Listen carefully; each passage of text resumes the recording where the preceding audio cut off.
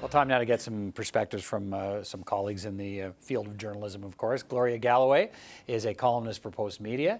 Bob Fife is a parliamentary bureau chief for the Globe and Mail, and Mia Rabson, parliamentary reporter for the Canadian Press. Good to see you all. Thanks for being here. Look, let's start with, Bob, let me start with you, because we got, this story came from you in the Globe and Mail, and that's the whole dual citizenship story involving Andrew Scheer. More questions for him today, and we now know that, in fact, under the rules, that he went back and checked, and he has, in fact, registered for the draft in the United States, which you have to do if you're a U.S. citizen or a dual citizen, but he's renouncing the citizenship now. Why is this a story, and why are there more questions we still need answered? No, I don't think there are more questions to be answered. I mean, there may be some, when did he give, actually, the actual date he gave up his passport, or when did he start filing his taxes, I suppose, but the larger issue is this. This is a leader of a major political party who wanted to be prime minister. He said in May 27, when he won the leadership, he said to himself, I better give up my U.S. citizenship. But he didn't do it, apparently to them, until August of this year. And even when I asked them about it, a couple of days ago, it took them a whole full day to get back to me. What's complicated about this? Either he has it or he doesn't have it.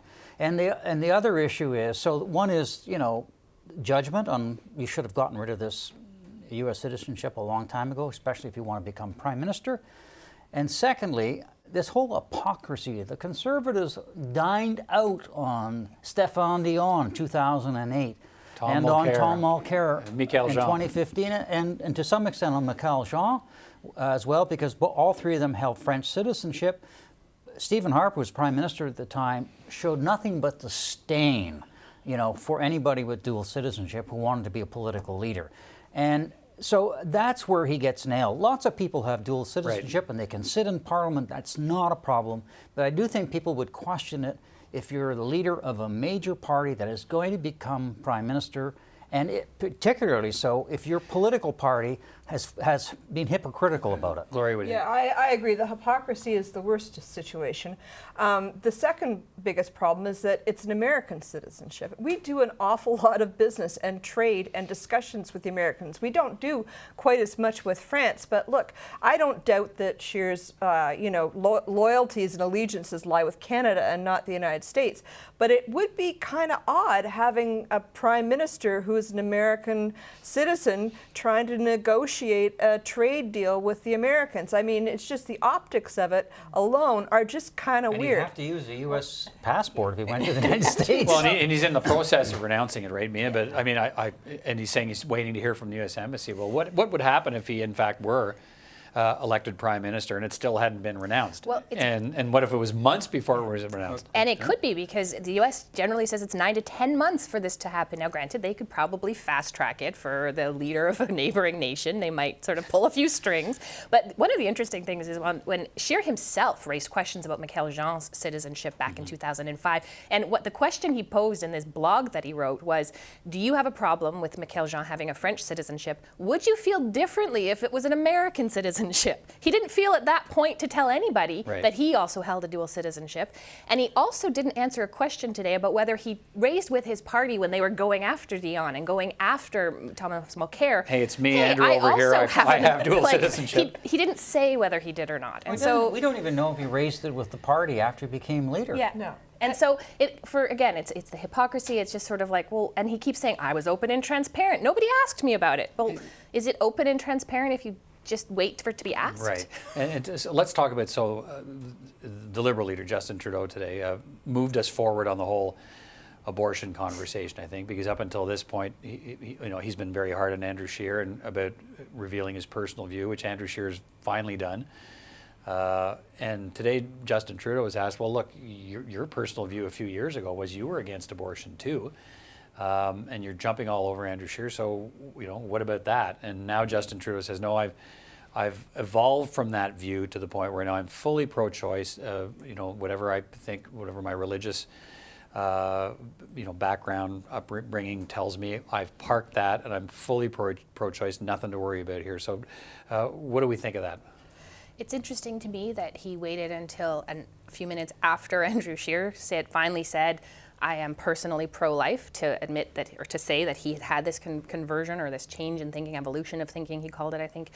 Why did he wait so long to talk about this? I mean, the abortion issue is something they have been raising as a question for Andrew Scheer day in and day out of this campaign, and Justin Trudeau did not say anything specific until today that all of a sudden, well, I've changed my thinking on So this. when Andrew Scheer says, I'm a pro-choice, or pro-life, but I will not let it affect how I rule. Gloria, are there still questions left for voters on this, or So you know what? I think this is actually a little bit of a canard that's been raised by the Liberals. Like, I honestly do not believe that any leader of any stripe, even Mr. Scheer, who doesn't believe in it personally, is going to be able to bring in any kind of abortion law. I mean, it may put doubts in the minds of Canadians who are concerned about, reverting to some kind of far right-wing conservative, social conservative policy.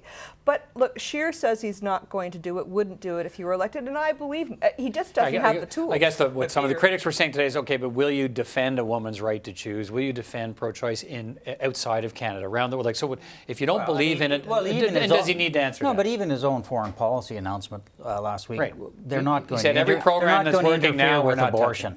touching, But I mean, look, the whole issue here with Mr. Scheer is that the Liberals have used this forever against conservatives. Always raised abortion every election, and it works. And I That's can't why they do it. fathom why the Conservatives don't have an answer to this, because the Liberals do it all the time, try to scare people. And it works. I mean, I'm hearing from people when I'm looking at online posts and talking to sort of non-bubble people, as I call them. That's one of the things they raise as a concern. What answer could Andrew Scheer give? The answer is, or if he'd given it much sooner, to say, look, my religious views are this. It has nothing to do We've with had how a I conservative government for 10 years under Stephen Harper. He shared the same views that I did. We did not touch the issue of abortion. Give it a rest. The Liberals are trying to suck you in. Which is kind of where he got to, but it took him weeks to do it. It took him too long. Right, and we see Justin Trudeau demanding to have Scheer's personal views without giving Without his own. Okay, well, now we have those too, apparently. Let's talk about the decision today by Justin Trudeau in his capacity now as Prime Minister. The government has made a decision to appeal the Human Rights Tribunal ruling on compensation for First Nations children in on-reserve child care services, saying he agrees there needs to be compensation, but he needs more time. He said today that it's too rushed to try and put this together by the December deadline of when we're supposed to have a framework for paying this out. Gloria, what do you think of this? Look, the Indigenous vote in Canada is never going to win an election, so I think he can back off if he wants to. But already we're seeing signs that the Indigenous communities who have, let's just make it very clear, received billions of dollars under the Liberal government. I mean, they've really have benefited and made some really good changes, or at least put money toward changes. I don't know whether it's been real or not in the final analysis, but we have seen already that Indigenous communities are turning their backs on the Trudeau government and saying, oh, we're not going to vote for him like we did the last time. And I think part of it has just been this particular issue. The Trudeau government has appeared to, at so many steps along the way, fought this particular court battle and not lined up behind Indigenous, the most troubled of Indigenous children in Canada. And I understand it's lots of money. I understand you can't just jump in and say, yeah, we're going to spend billions of dollars on this or billions of dollars on that without doing a full analysis. But this too just adds more to that issue. Mia, we see the reaction already from Indigenous leaders in this country.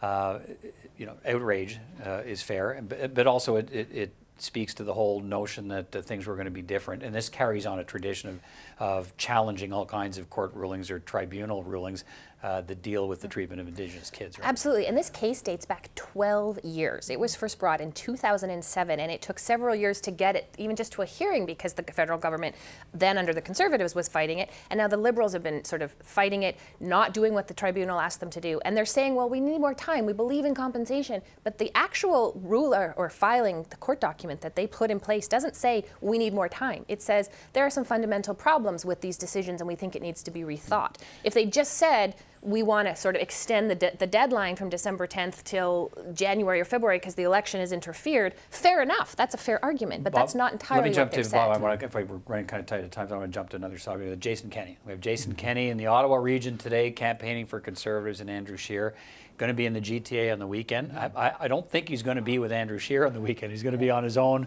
in the weekend in the GTA. Isn't he the Premier of Alberta? He's the Premier of Alberta, This is Ontario, right? This is Ontario. And is Doug Ford out in Alberta helping out Doug there? Ford's not or- in Ontario. No, he's not. We don't know where Doug Ford is, but it's kind of interesting. Jason Ford, front and center for the Conservatives. Jason Ford. Sorry, Jason Kenney, no sign of Doug Ford, but Jason Kenney's there.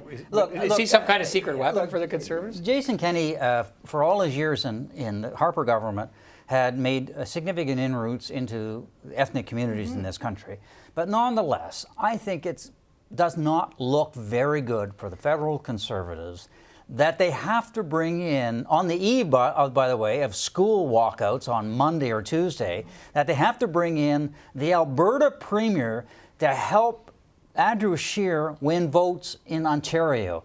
This is nuts. And I also don't think it's necessarily a winning strategy for them. I think that a lot of the folks in and around Ottawa and in Ontario in general are concerned about climate change. And look, he's the guy in Canada that's kind of leading the battle against things like the carbon tax and stuff like that. I'm not too sure what kind of welcome Kenny's going to be getting at those doors. And he's coming in with his own baggage out of his own province right now. So maybe not the person that they want. 30 seconds from each of you, if I can. Debate night, Monday night, English debate. What are you watching for?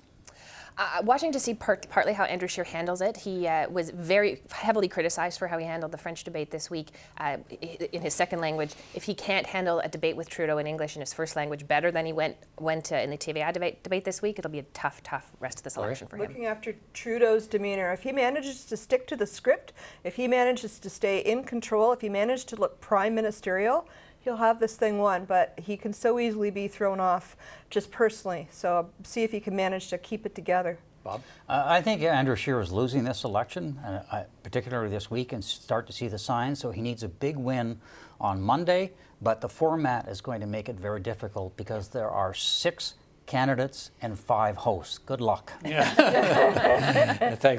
Here we're only 3 and 1. Perfect. Thank you all. Appreciate Thanks it. so much.